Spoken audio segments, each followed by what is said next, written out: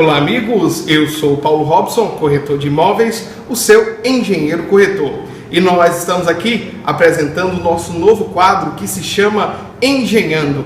Quadro este que tem por objetivo trazer a você, através de uma linguagem clara e objetiva, informações relacionadas ao ramo da construção civil, onde nós também contamos com a participação do internauta, que pode enviar através do Facebook, o endereço está aí logo abaixo, perguntas, dúvidas, sugestões de temas e curiosidades para que sejam abordadas nos próximos programas.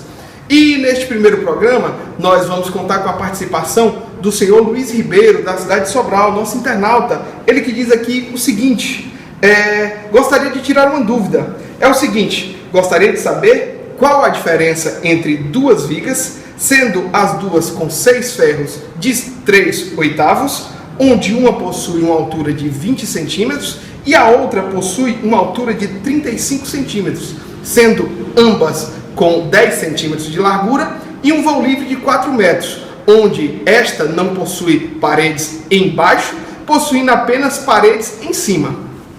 Olha, senhor Luiz Ribeiro, da cidade de Sobral, o primeiro conselho que eu tenho a lhe passar é que você deve procurar um profissional habilitado, ou seja, um engenheiro civil, para que este possa elaborar o projeto estrutural da sua edificação. Ele é que vai poder prever qual a melhor solução para a sua estrutura, que seja mais viável e também mais econômica. De toda forma, respondendo à sua pergunta, nós temos o seguinte: a resistência das duas vigas não é a mesma. Mas por que, engenheiro Paulo? Visto que ambas possuem a mesma quantidade de ferro?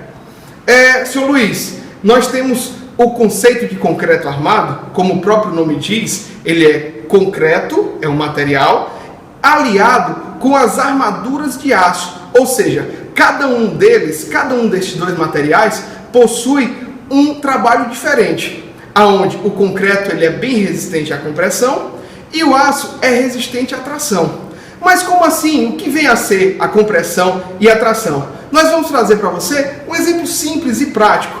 Os esforços de tração numa viga são os esforços de duas forças contrárias que proporcionam aí uma possibilidade de esticar as fibras dessa viga. Como é um exemplo aqui simples. Se eu fizer um esforço de tração nesse bastão, você vai ver que eu vou poder esticá-lo. Já os esforços de compressão são duas forças que primam por comprimir as fibras das vigas. Ou seja, eu vou fazer uma força a fim de achatar essa viga. Como um exemplo aqui simples, nós temos esse bastão, fazendo um esforço de compressão, nós vamos aqui achatá-lo. Mas como isso surge na viga? É um pouco estranho, né? Não, nós vamos explicar para você. Aqui nós podemos ver o esboço e a imagem. É um croquis onde nós percebemos 2 pilares e uma viga biapoiada. Como essa viga biapoiada? Ela tem 2 apoios, certo? Essa viga, ela está sofrendo aí a força, ou seja, uma carga do peso próprio dela mesma, como nós podemos observar, do peso da laje, o peso das paredes, dos móveis, das pessoas. Então, tudo isso aí é carga que essa viga vai ter que suportar e vai ter que resistir. Mesmo resistindo a esta carga, nós observamos que essa viga ela vai sofrer um momento fletor positivo. O que vem a ser o momento fletor positivo? O momento fletor positivo é essa flexão que a viga vai sofrer no sentido para baixo. Mesmo que essa flexão seja mínima, seja milímetros, mas os esforços que estão sobre ela, ou seja, a carga e o peso, vai fazer com que ela tenha que resistir a esses esforços.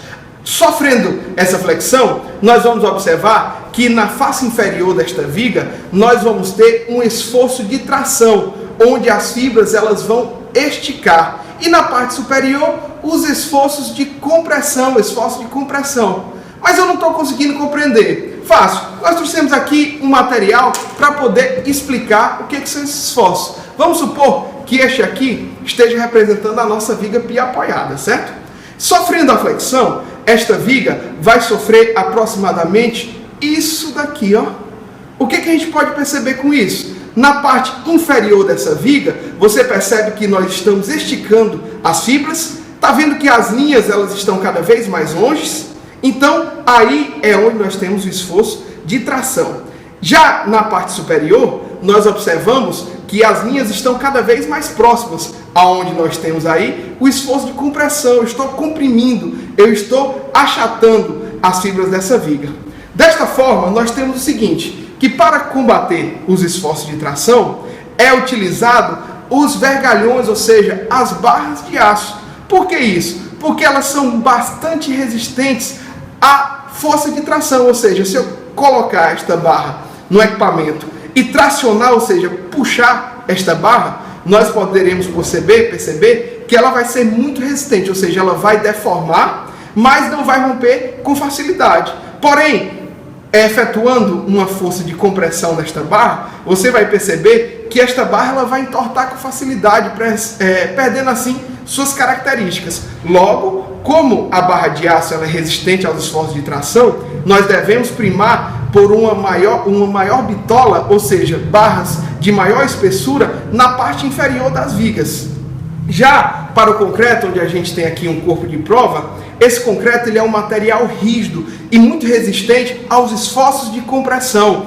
Ele não vai romper com facilidade ao submetê-lo ao esforço de compressão. Porém, se eu conseguir colocá-lo num equipamento que traga aí um ensaio, faça um ensaio desse corpo de prova, desse concreto, nós vamos ver que ele não tem flexibilidade. Ao efetuar um esforço de tração nele, ele vai romper com facilidade, vai desagregar. Por isso que ele é utilizado, então, para combater os esforços de compressão na parte superior das vigas. Logo, respondendo à pergunta, nós observamos que não só as barras de aço ela é importante para o dimensionamento da estrutura.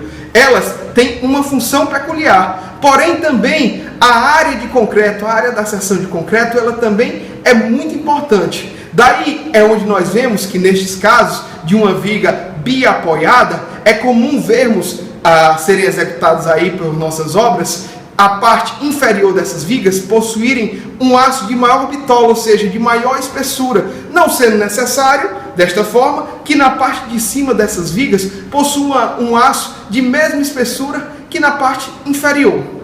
É importante salientar também que entre a área de tração e a área de compressão, nós temos uma zona que a gente chama de linha neutra, onde não sofre nenhum dos dois esforços. Então, é muito comum em algumas obras as pessoas utilizarem ferro de mesma bitola na parte inferior e no meio da viga. Porém, esse ferro, essa barra de aço, esse vergalhão que fica no meio da viga, muitas vezes ele não está realmente atendendo aos requisitos que ele se propõe, sendo talvez muito mais interessante se eles fossem colocados na parte inferior, mais próximo à zona de tração.